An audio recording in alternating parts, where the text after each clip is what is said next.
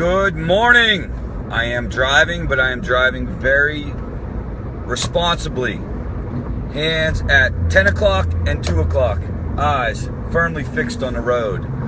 So I wanted to talk about all kinds of different things today. And this is one of those rants. It's really not even a rant. It's more like an intellectual exposition. You like that? Intellectual exposition. And I want to explore some things, and I've been fascinated with some comments that I've gotten on a post that I did. And I also want to talk about our collaboration with the med school, but I want to frame this up around an idea.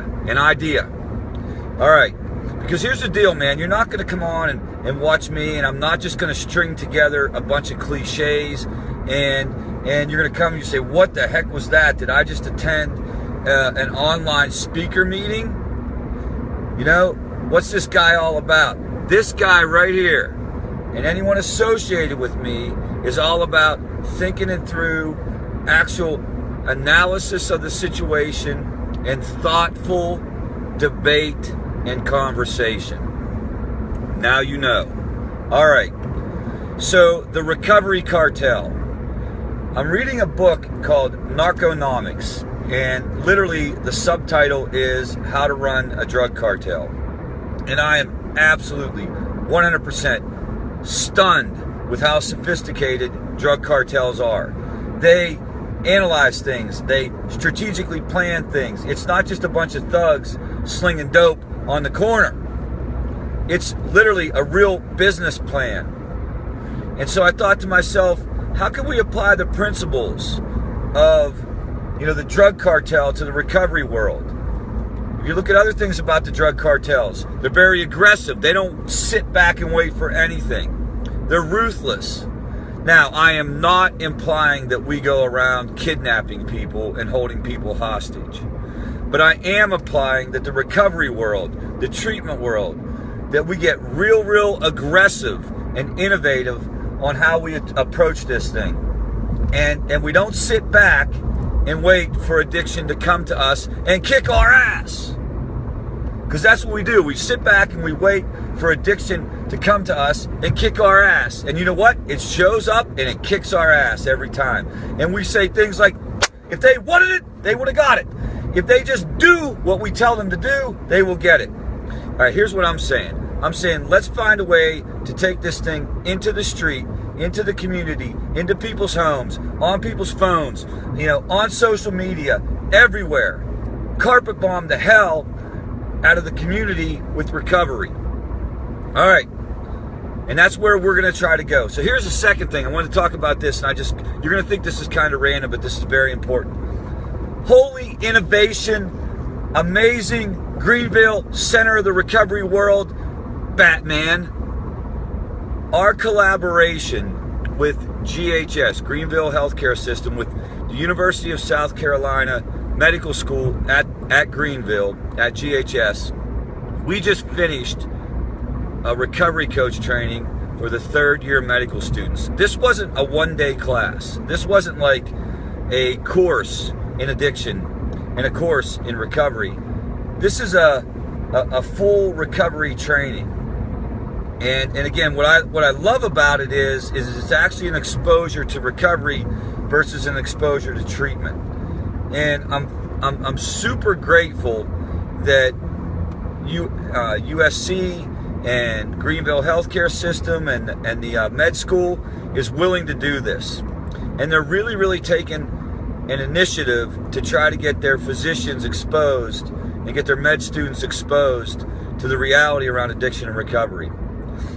And so, as far as I know, we're the first recovery community organization, the only recovery community organization in the nation to have any type of relationship like that. And then those students are going to volunteer for us. They're going to provide recovery coaching services. They're going to provide services in our emergency room project. And this is the type of thing, this is the type of stuff that's transformational. As soon as we move away from our current system, the further we can move toward like full healthcare integration. And the more we can move away from this one size fits all kind of an approach, the more hope there is.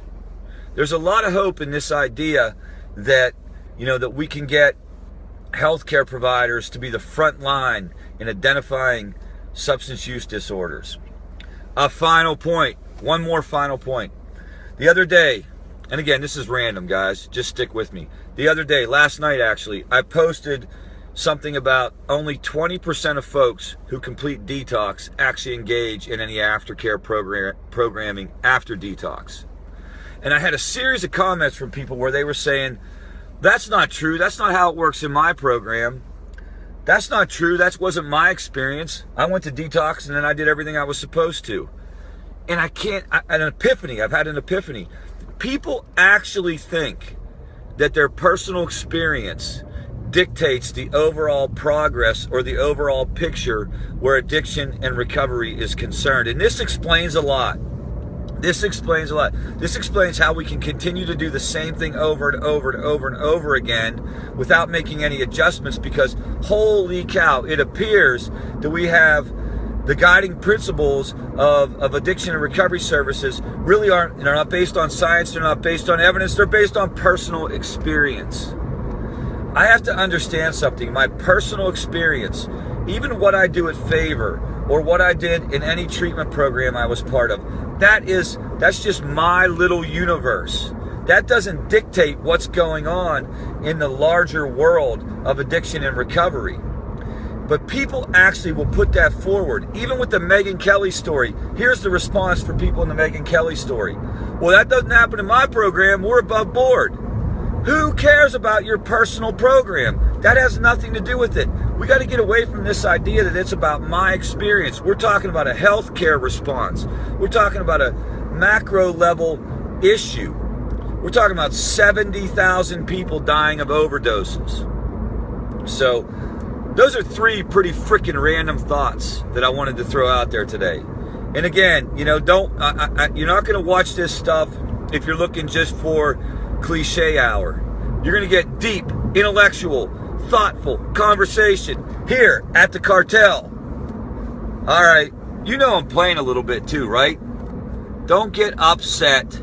If you're one of those personal experience folks, don't get upset. It's just a conversation. Have a wonderful weekend, folks.